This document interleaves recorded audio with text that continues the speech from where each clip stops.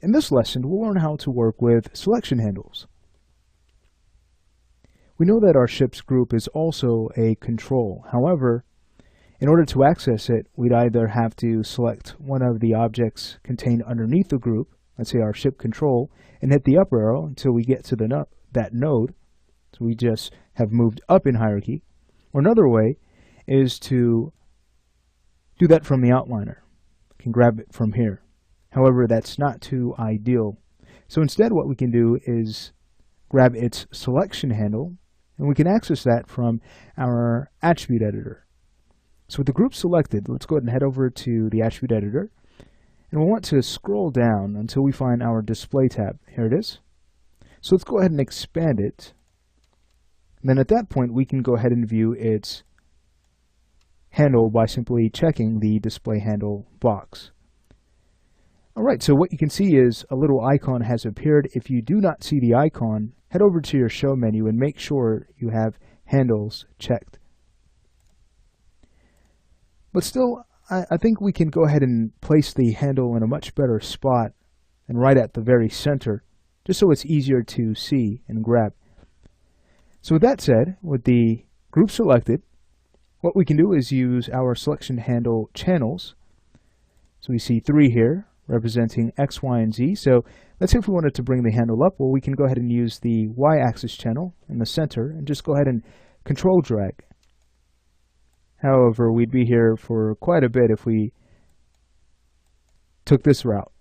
So instead, let me go ahead and show you a faster way you can do this, and that's via component mode. I'll go ahead and press F8 on the keyboard. See a lot of points here, so what we now need to do is go ahead and switch to handle mode right here at the top. Alright, so what we see here are smaller handles for objects that are parented underneath our group, and then we can see that our group itself has a different handle icon. That's simply because it has no parent. And we'll go ahead and take a look at that in a second. But with the handle selected, watch this. If we were to go to our move tool and start to translate this up, you can see our value changed in the attribute editor. Alright, great. So I'll just go ahead and bring this a little bit higher. Much better. Alright, so at this point, we can now hit F8 again to exit component mode. Just so FYI, if you go back to component mode and you need to edit your points, you don't want to see these handles, remember to go ahead and uncheck that at the status bar. Okay, great. So now it's much easier to go in and grab our group object. Great. Now remember, the icon changes depending on whether the object is parented or if it is fully independent from any object in our hierarchy.